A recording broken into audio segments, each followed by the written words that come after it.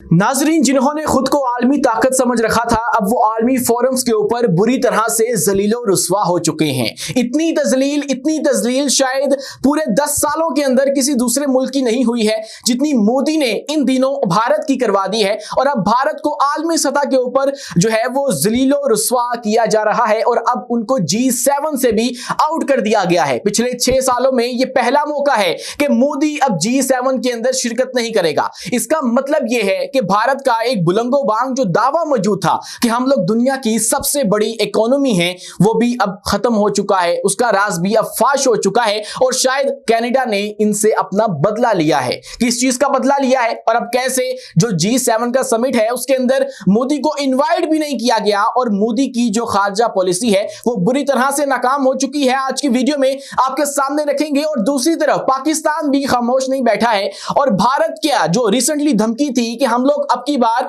आपको बहरिया के जरिए जो है वो हमलावर होंगे आपके ऊपर, उसका भी जो जवाब है वो दे दिया गया है। और हमने 2 रोजा ऐसी मशकें की हैं जिसमें दुश्मन को खबरदार कर दिया है। हमने अपनी SSG जो नेवी है उसको उतार दिया समुद्रों के अंदर, हमने जो अपनी पाक मेरिन्स हैं उनको उतार दिया है समुद्रों के अंदर, और इसी के साथ जो हमारी नेवल एविएशन है उसकी भी हमने मशकें करवाई हैं। और ये मशकें क्यों करवाई गई हैं आज की वीडियो के अंदर आपके सामने वो वजूहात भी रखेंगे। और आज की वीडियो में आपको ये भी बताएंगे कि खुफिया इत्तेहाद बनता चला जा रहा है जिसने भारत को घेरे में ले लिया है। ऐसे घेरे में ले लिया है कि भारत को अब समुद्रों से बहुत ज्यादा खतरा हो जाएगा। 2040 तक भारत जो है बिल्कुल गैर महफूज हो जाएगा, क्योंकि एक तरफ पाकिस्तान होगा, एक तरफ चाइना होगा और तीसरी तरफ तुर्की होगा। ये गैर रस्मी इत्तेहाद है, ये एक खुफिया तौर पे बनाया गया इत्तेहाद है जिसकी गूंज इस वक्त भारत के हलकों के अंदर सुनाई दे रही है। और उनके इस वक्त खौफ लाहिक हो गया है कि 2040 तक अगर ये इत्तेहाद कायम रह गया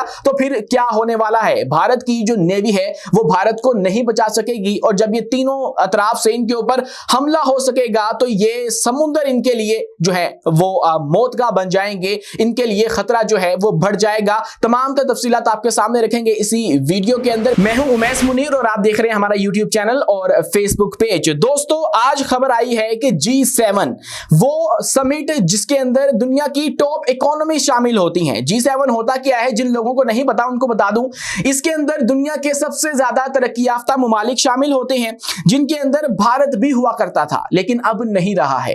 अब कनाडा के अंदर इसका समिट होने जा रहा है, इजलास होने जा रहा है, सालाना जो हुआ करता है उसके अंदर भारत को इनवाइट ही नहीं किया गया।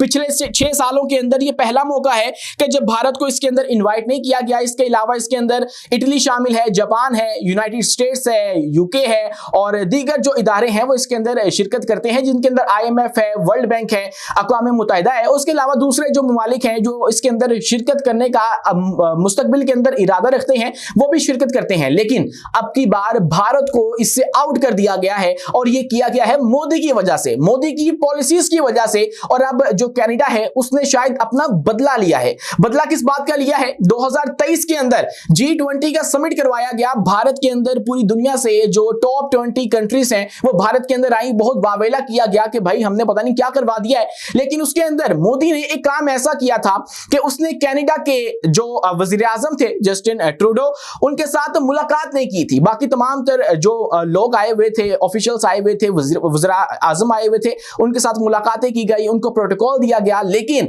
जो कनाडा के वजीर आजम थे उनको इग्नोर किया गया, उनको स्नब किया गया। लेकिन अब जब वो बदल भी चुके हैं, लेकिन कनाडा के साथ इनकी जो इख्तिलाफात हैं, इनकी जो पॉलिसीज हैं वो इतनी शिद्दत इख्तियार कर चुकी हैं कि अब उन्होंने इनको इस वाले समिट के अंदर जो कि 2025 जून के अंदर होने वाला है, 2 रोजा समिट होगा, उसके अंदर इनवाइट ही नहीं किया। अब जो भारतीय हुकूमत है वो इसके ऊपर फेस सेविंग कुछ यूं कर रही है कि हाँ हमें इनविटेशन तो मौसूल नहीं हुआ, लेकिन अगर होता भी है तो हम नहीं जाएंगे।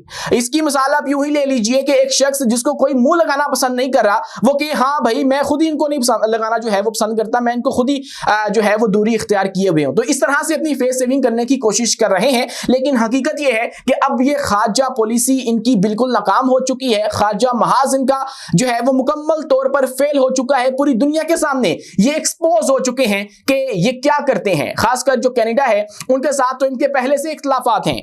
कनाडा के अंदर सिख बरादरी बहुत बड़ी तादाद में मौजूद है। अगर हम इंडिया पंजाब के बाद देखें सबसे ज्यादा सिख कहां पर हैं तो वो कनाडा के अंदर हैं। इसीलिए जब रिसेंटली एक इवेंट हुआ और खालिस्तान के एक लीडर को वहां पे कत्ल कर दिया दिया गया तो उसके पीछे फिर कनाडा ने कहा कि इंडिया का हाथ है, और जब यह हुआ तो इनके दरमियान जो कशीदगी है वो बढ़ गई। और चूंकि कनाडा है, कनाडा के अंदर जो लोग हैं वो अपने कनाडा जो है वो अपने शहरियों का जो तहफ़्फ़ुज़ है वो करता है, उनके साथ स्टैंड करता है। लेकिन भारत के अंदर ऐसा नहीं है।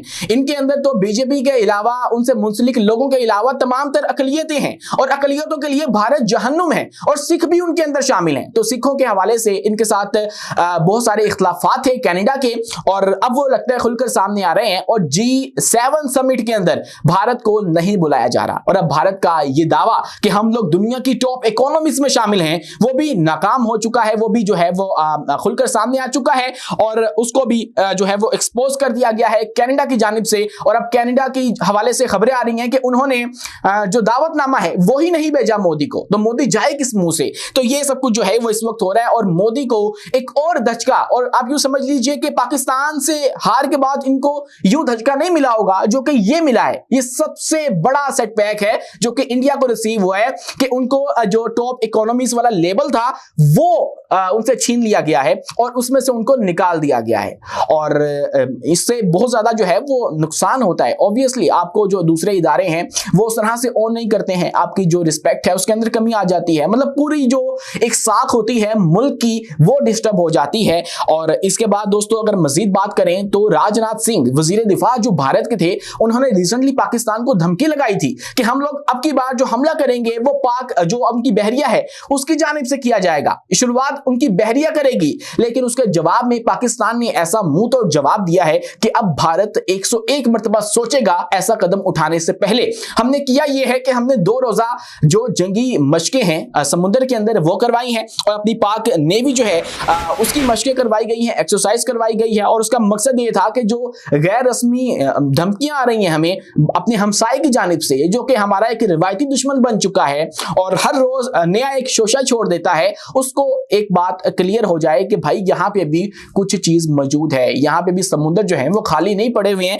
और इसके अंदर जो शिरकत की है वो हमारे किन यूनिट्स ने की है, उनके अंदर हमारा जो पाक मैरीन्स हैं जो कि जंगी हालात के अंदर एक्सपर्टीज रखते हैं अपनी, और जंगी ऑपरेशंस को ऑपरेट करते हैं, वो शामिल थे। उसके अलावा SSG जो स्पेशल सर्विस ग्रुप है नेवी का, वो भी इसके अंदर शामिल था, उन्होंने भी अपनी जो मशकें हैं वो की हैं। और इसके साथ ही नेवल एविएशन फजाई यूनिट भी इसके अंदर जो है वो शामिल था, जिसके पास जो ये मामला होते हैं कि अगर कोई आबदोज है वो हमला करने की कोशिश कर रही है, या फिर दूसरी सबमरीन जो है वो हम तक पहुंचने की कोशिश कर रही है, या इस तरह के दूसरे जो ऑपरेशंस होते हैं पानी के अंदर किए जाते हैं, उनको ये फजा के जरिए लोकेट करते हैं और उनको टारगेट करते हैं। ये वाला यूनिट ने भी इसके अंदर शिरकत की है और ये मशकें करवाई गई हैं। पाकिस्तान की जानिब से ये वाज़ेह मैसेज था, किनको मैसेज था, जो कि हमें धमकियां लगा रहे हैं राजनाथ सिंह, और वो धमकियां पता नहीं किस बेस पे लगा रहे हैं, क्योंकि उनकी अपनी बहरिया जो है वो इस काबिल नहीं है कि वो धमकियां लगा सकें।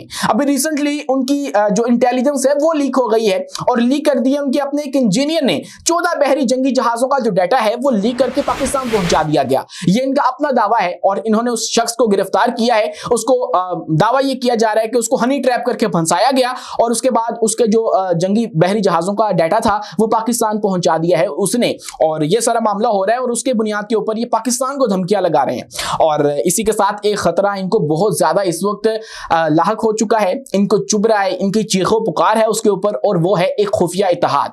वो खुफिया इत्तेहाद किन किन का है? वो खुफिया इत्तेहाद है पाकिस्तान का, तुर्किया का और चीन का। ये कोई डिक्लेयर इत्तेहाद नहीं है, या इन्होंने कोई ब्लॉक नहीं बना रखा है, लेकिन इसके बावजूद इनके कुछ ऑपरेशंस ऐसे हैं जो कि इनको मुश्तरका तौर पे एक पेज पे ले आते हैं, और दुश्मन को जो है वो ये पैगाम पहुंच जाता है कि अगर मैंने इन तीनों में से किसी एक के ऊपर भी हमला करने की कोशिश की तो ये तीनों मुझे घेर लेंगे, और उसके बाद मुझे जो है वो सफाई हस्ती से मिटा दिया जाएगा। कैसे मिटा दिया जाएगा?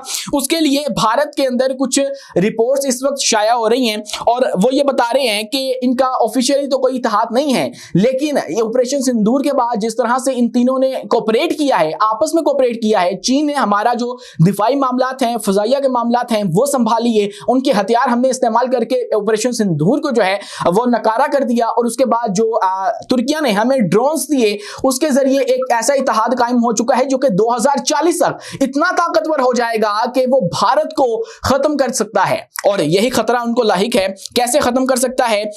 जो रिपोर्ट शाया हो रही है वो ये है कि 2040 तक चीन के पास 6 एयरक्राफ्ट कैरियर्स आ जाएंगे, 12 जोहरी आबदोजें आ जाएंगी, 60 से ज्यादा रिवायती आबदोजें और 150 से ज्यादा जंगी बहरी जहाज होंगे। इसी के साथ जो तुर्की है वो भी पाकिस्तान के साथ बहुत सारे मुश्तरका प्रोजेक्ट्स के अंदर इस वक्त काम कर रहा है, जिसके अंदर मिलगम सबसे बड़ा पाकिस्तान और तुर्किया का एक दिफाई मुआहिदा है, एक दिफाई मंसूबा है, जिसके तहत जो तुर्किया है वो पाकिस्तान को 4 कॉर्वेट्स बनाकर दे रहा है। अभी रिसेंटली भी उन्होंने एक PNF खैबर जो है उसका ट्रायल शुरू कर दिया है, जो कि जल्द ही पाकिस्तान के जंगी बेड़े के अंदर शामिल हो जाएगा। इसके अलावा एक प्रोजेक्ट है मिल्डन, इसके अलावा एक है TF2000, ये तुर्किया के प्रोजेक्ट हैं और इन जैसे मंसूबों के जरिए अपनी बहरी ताकत जो है वो तुर्किया बढ़ा रहा है और 2040 तक जो है ये इनएविटेबल हो जाएगी, मतलब कि नाकाबिल तस्खीर पावर जो है इनको मिल जाएगी। और इसी के साथ पाकिस्तान की अगर हम बात करें तो पाकिस्तान 8 हांगू क्लास आबदोजें, 4 चीनी मिसाइल फ्रेगेट्स और 4 तुर्क ताउन से तैयार करदा बाबर क्लास जो कॉर्वेट्स हैं वो हासिल कर रहा है तुर्की से। और यूं ये तीनों ममालिक जो हैं वो एक पेज पर आ जाते हैं। अगर हम बात करें कि हमारा एक ही दुश्मन हो भारत तो, और ये खतरा जो है वो भारत को बहुत ज्यादा है, इसलिए अपनी बहरिया के ऊपर काम करना चाह रहे हैं और उसकी धमकियां भी लगाते हैं, जो कि अभी इस काबिल नहीं है कि वो पाकिस्तान का मुकाबला कर सके। और मुझे तो लगता है कि अब की बार अगर इन्होंने बहरिया के जरिए अपना कोई एडवेंचर करने की कोशिश की तो ये ISN विक्रांत वगैरह या अब्राहम लिंकन वगैरह जो है ना, ये एक आधा इनका जो है वो जाया हो जाएगा और इनका पैसा जो है वो बर्बाद हो जाएगा। भारत को बैक वक्त खलीज बंगाल, बहिरे अरब और शुमाली समुद्री हदूद पर निगरानी देनी होगी अगर ये तीनों ममालिक एक पेज पर आ जाते हैं। यही खतरा है सबसे बड़ा इस वक्त भारत को लाहिक हो चुका है और इसके लिए वो इकदाम करने की तजवीज भी दे रहे हैं। उनके जो दिफाई तज्जिया निगार हैं अपनी गवर्नमेंट को कह रहे हैं कि भाई अपनी बहरिया मजबूत करो, क्योंकि अगर आप पाकिस्तान के मुकाबले में जाते हैं, हो सकता है लेट्स सपोज पाकिस्तान आपके मुकाबले का नहीं है लेकिन उसके साथ चीन खड़ा है, उसके साथ तुर्किया खड़ा है, तो आप उनका मुकाबला कैसे करेंगे? आप उनका मुकाबला नहीं कर सकते हैं। अगर वहां से तुर्की आ गया, यहां साथ से चीन आ गया, यहां से पाकिस्तान आ गया, तो फिर आप बीच में फंस जाएंगे। आपका तो अब इत्तेहादी भी नहीं है, पूरी दुनिया के अंदर आप लोग ज़लील और रुस्वा हो चुके हैं। आपकी जो खारजा पॉलिसी है वो नाकाम हो चुकी है, तो आपके साथ खड़े होने को कोई तैयार नहीं है, आपका बयानिया खरीदने को कोई तैयार नहीं है। तो ऐसे में आपके लिए एक बुरी खबर है। आप इस बारे में क्या सोचते हैं? कमेंट सेक्शन में अपनी राय से आगाह लाजमी कीजिए और वीडियो पसंद आने की सूरत में हमारे इस चैनल को लाइक कीजिए, सब्सक्राइब कीजिए और बेल आइकन को लाजमी दबाइए ताकि हर नई आने वाली वीडियो आप तक बर वक्त पहुंच सके। शुक्रिया, अल्लाह हाफिज।